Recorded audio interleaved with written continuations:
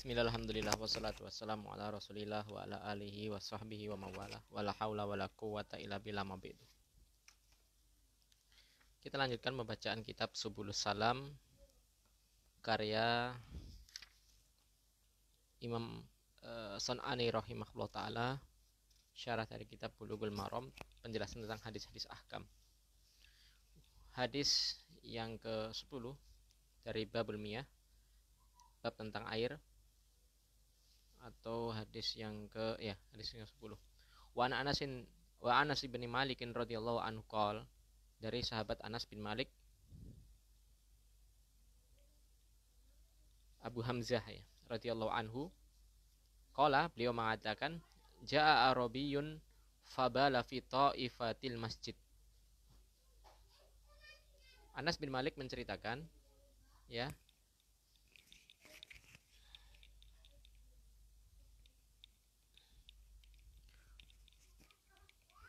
seorang A'rabi dijelaskan oleh Imam Sun'ani ialah orang-orang yang tinggal di pedalaman, baik dia orang suku Arab ataupun Ajam. Jadi A'rabi itu bisa orang Arab, bisa non-Arab, yang tinggal di pedalaman, yang biasanya nomaden. Dia pindah-pindah, tinggalnya pindah-pindah, ya. Dia berburu, beternak, bertani, kemudian kalau sudah perlu pindah-pindah, tidak menetap. Ini namanya A'rabi. Dan di zaman Rasulullah SAW, orang-orang A'rabi ini orang-orang yang sangat polos, orang-orang yang sangat kasar dan tidak tahu adab sopan santun, ya. Namanya saja orang pedalaman, ya. Disebutkan oleh Anas bin Malik, seorang A'rabi datang kemudian kencing di sudut masjid. Dia datang masuk masjid kemudian kencing di sudut masjid. Fasajarohun nas, maka para sahabat berusaha mencegahnya, berusaha menghardiknya, ya. Fasajarohu an-nas. Nas di sini ya para sahabat. Para sahabat berusaha untuk menghardiknya. Fanahahum Nabi sallallahu alaihi wasallam. Kemudian Nabi SAW mencoba mencegah. Nabi SAW, Nabi Muhammad SAW mencegah para sahabat yang berusaha untuk menghardik A'rabi yang kencing di sudut masjid. Falamma qadha baulahu, tatkala beliau sudah selesai dari kencing, atau Arab Badui ini sudah selesai dari kencing, amara Nabi sallallahu alaihi wasallam bidanubin min ma. Ya. Tatkala Arabi ini sudah selesai dari kencingnya, maka Nabi memerintahkan para sahabat atau salah sebagian sahabat atau seorang sahabat untuk mengambil satu ember yang berisi air. Satu ember yang berisi air. Untuk apa? Untuk disiramkan kepada air kencing. Nabi baru menyuruh untuk mengambil air ketika A'rabi ini sudah selesai. Sudah selesai dari kencingnya. Karena kalau belum selesai kemudian dicegah, ada dua mudarat. Yang pertama, akan merugikan kesehatan seorang A'rabi ini, ya. Artinya seseorang yang kencing tidak tuntas itu bisa menimbulkan penyakit. Mudarat yang kedua, air kencingnya ini bisa tercecer kemana-mana. Ini masjid, ya. Ini masjid. Kalau dia dioyak, nanti apa? Akan tercecer kemana-mana. Fa'uhariqa alaihi, maka apa?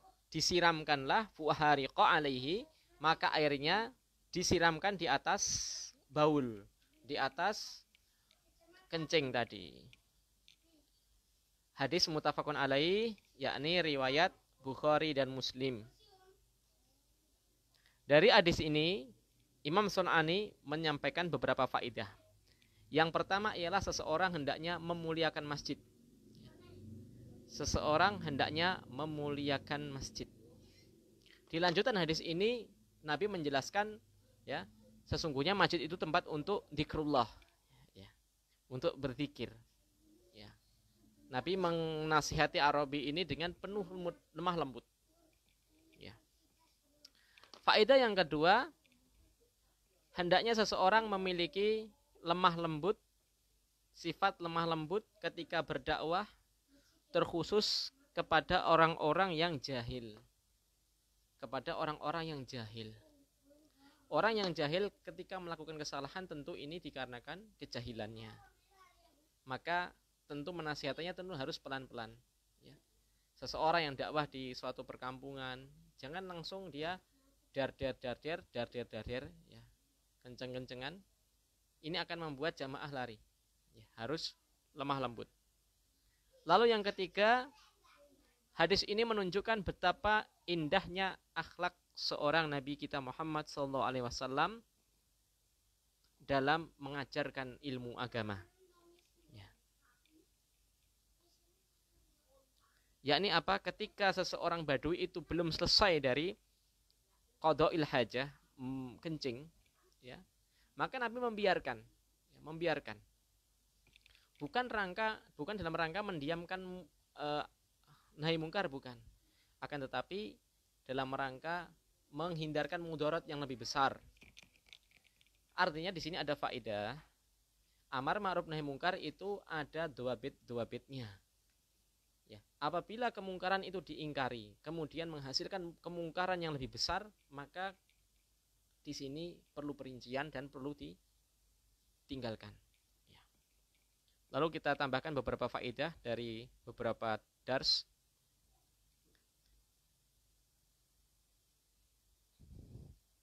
Berikutnya ialah tentang ijma'nya para ulama tentang najisnya air kencing.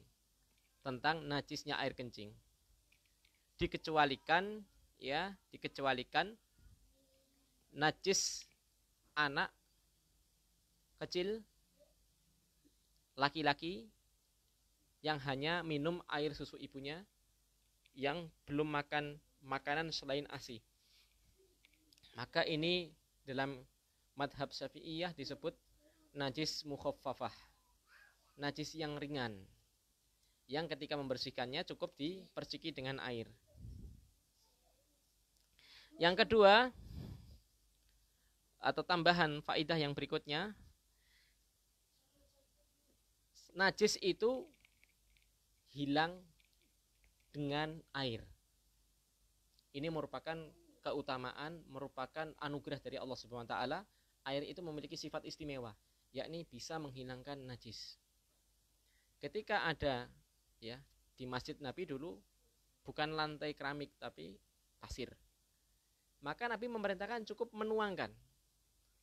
menuangkan dengan air sampai hilang sifat-sifat najis.